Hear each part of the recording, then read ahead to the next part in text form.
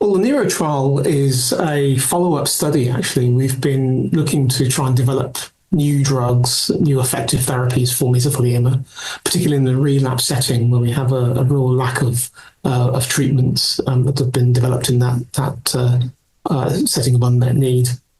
And in a previous study called MIST-1, we published in 2021, we used a PARP inhibitor in patients with relapsed mesothelioma. We selected them with BRCA mutation, BAP1 mutations, not BRCA1 mutations, to really try and identify whether or not they may have benefit.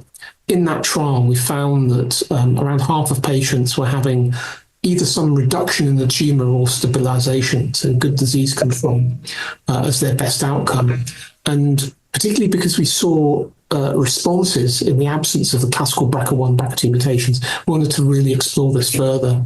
And so NERO was a randomized clinical trial, a trial in which we designed a 2-to-1 randomization with active symptom control.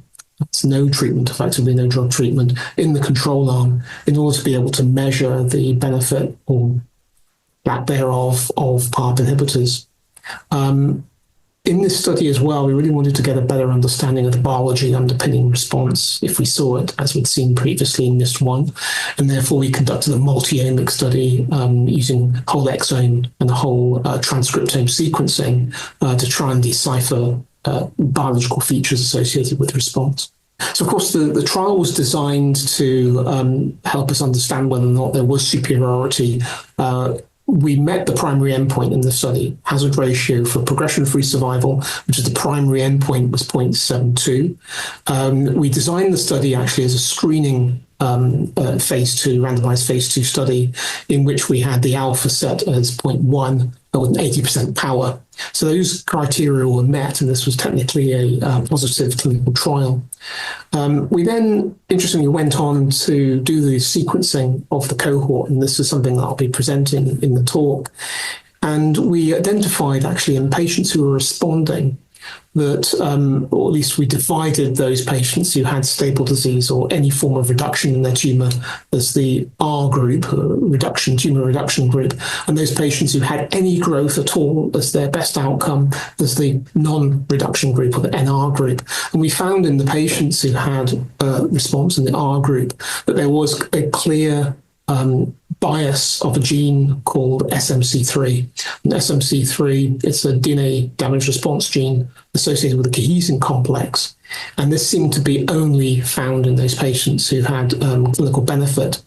However, looking at other features, homologous recombination deficiency, and much of the genomic architecture of these tumors, we didn't see any particular bias in the general genomic landscape.